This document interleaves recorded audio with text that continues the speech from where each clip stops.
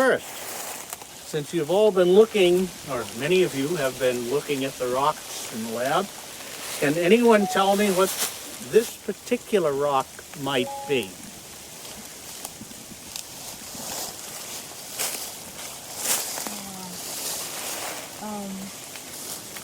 All over the place. Now, there is a hint. What's the name of the road we just turned in on? This is Slate. Slate. Yeah. That is Slate Quarry Road that we went in on. Wow. Now, where is the slate? This is the Slate Quarry. Oh, we didn't go into that. Actually, this particular rock here, properly speaking, isn't quite slate. Can anyone tell me why it isn't quite slate? What's the next rock up in grade from slate?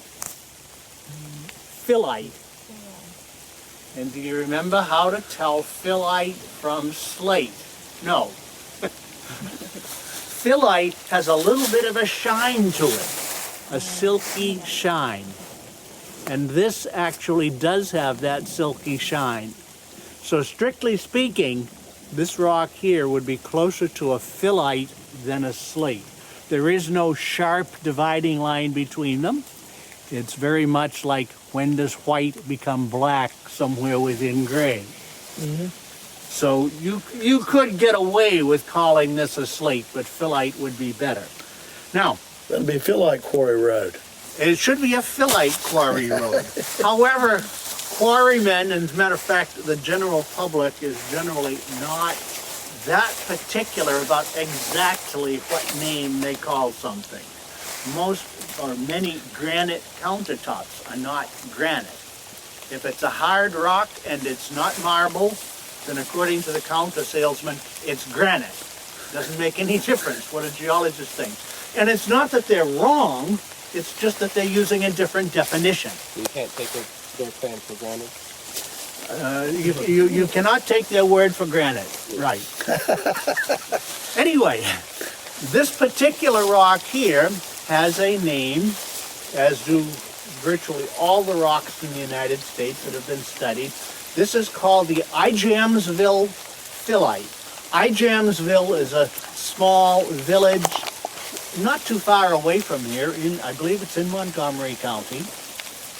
And the Ijamsville Phyllite is North American.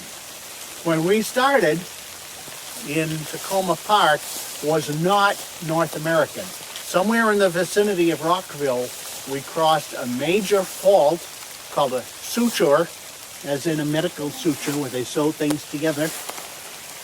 And the dividing line between Africa and North America is along that particular fault. We crossed from what's called the Potomac terrain. You remember I talked about terrains. We crossed from the Potomac terrain into the Westminster terrain, which is North American. The big difference between them is that the Potomac terrain was geologically extremely active at the beginning of the Paleozoic. The geology there is completely messed up with faults and folds and faulted folds and folded faults, all at the very beginning of the Paleozoic. In this area, at the beginning of the Paleozoic, nothing whatsoever was going on. And yet this is very close. Well, it wasn't very close at that time. There was an ocean between them. Now, this rock here, supposedly, it was part of the Westminster terrain. It's part of the deep water sediments off the east coast, off the southeast coast of old North America. What's the evidence for that? By the way, that's a question you should always ask. Anytime I or anyone else in geology says this rock was so-and-so years old, it was in such and such an environment, the question to ask is, why do you say that? What is the evidence? Sometimes the evidence is really excellent. It's no question about it. Other times is, well, the odds favor it. Sometimes it's, Well, it's the best guess we can make, but the evidence really isn't very good. In this particular case, this rock supposedly is early Paleozoic, thought to be probably Ordovician. The evidence is terrible. As a matter of fact, the evidence is almost non-existent.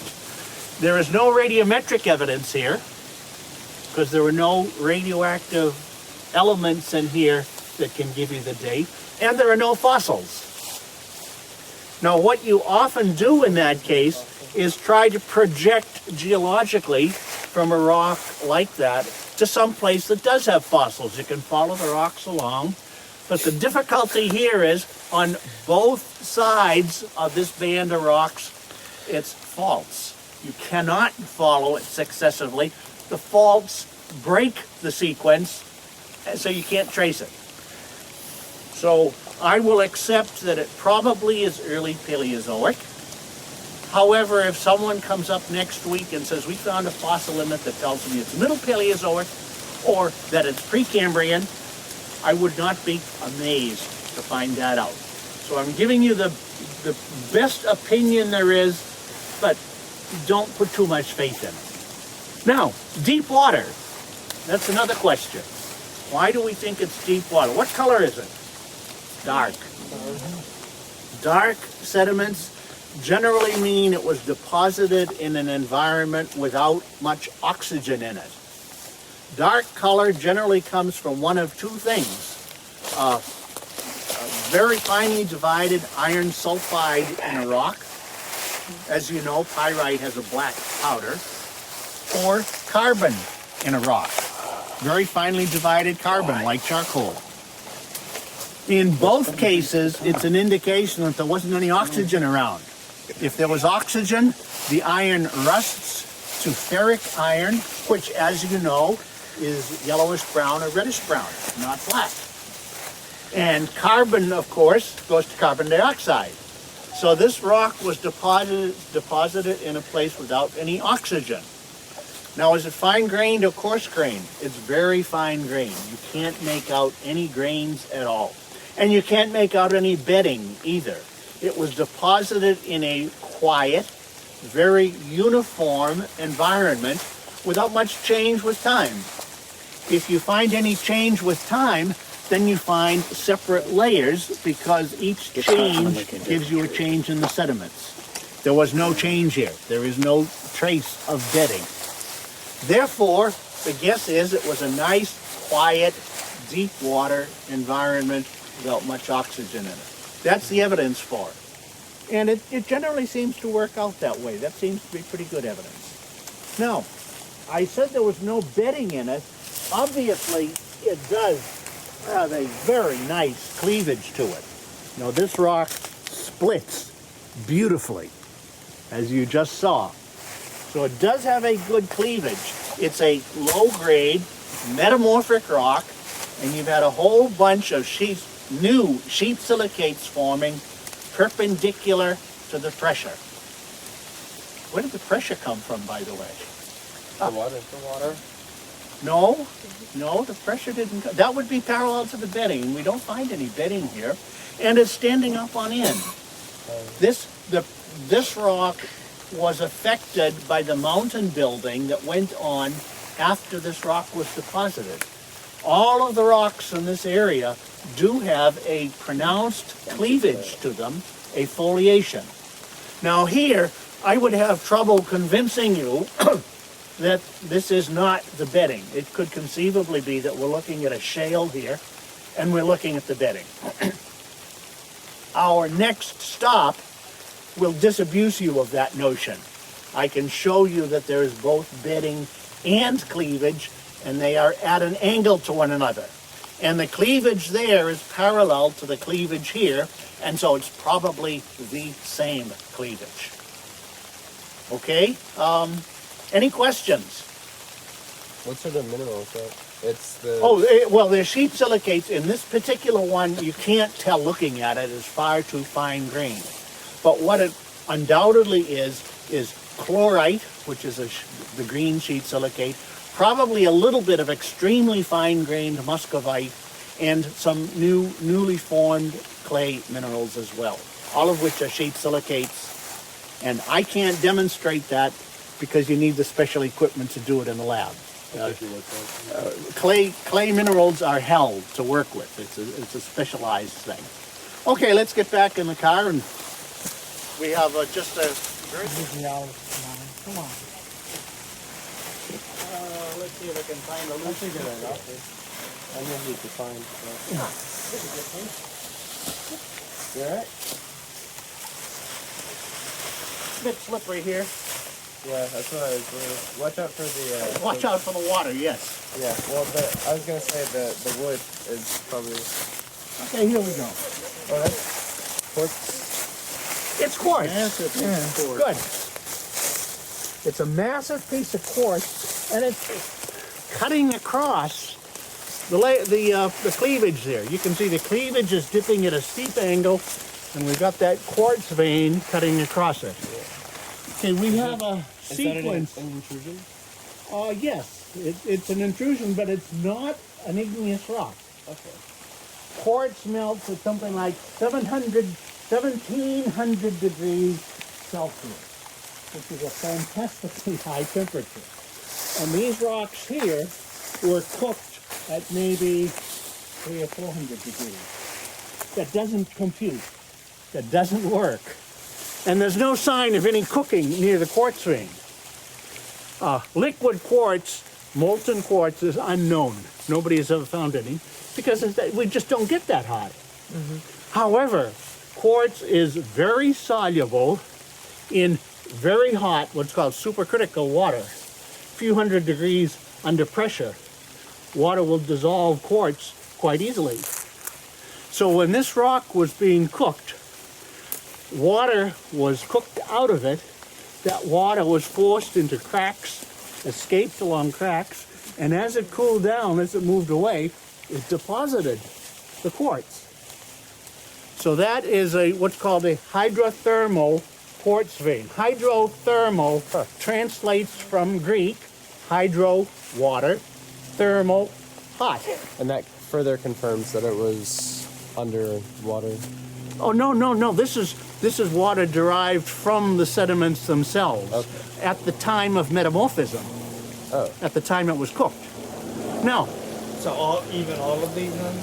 Even around the quartz? the quartz itself is hydrothermal. The rock itself was here beforehand. Now, we've got a sequence of events here. First, the rock was deposited as a dark mud deep in the water. Okay. Second, it was metamorphosed, low-grade metamorphic, and developed the cleavage. Third, the quartz vein came in. Why can I say for sure that the quartz vein came in later? This is relative time. If you remember, I asked questions about relative ages. Is it the angle? It's a cross-cutting. Yeah. It cuts across. Yeah, it's the angle between that quartz vein and the cleavage. The quartz vein cuts across the cleavage, therefore the quartz vein is later than the cleavage. Okay. So we've got a time relationship here. Might mention, by the way, although you don't find it here, Montgomery County does have gold mines in it, out by Great Falls, and quite a bit of gold was actually found there. Quartz is also, gold, if you add a little bit of chloride to the water, like salt, at hot water temperatures, supercritical temperatures, gold is quite soluble in water if there's chloride present. And so quartz veins often contain, not often enough, but sometimes do contain gold. They do in Montgomery County, and the gold in California is derived the same way. When it's found in the rock rather than in streams, it's found in quartz veins cutting across slate, just like here. Slate, phyllite, almost the same thing. One last bit of information. I mentioned the Igemsville phyllite. In this country, all the rocks are named for some place, some location where that rock is exposed. So Ijamsville Phyllite is named for Ijamsville, and all the rocks that we're going to see today have some geographic name attached to them where you can see them. But that's where the name comes from. Okay, let's get back out of the rain and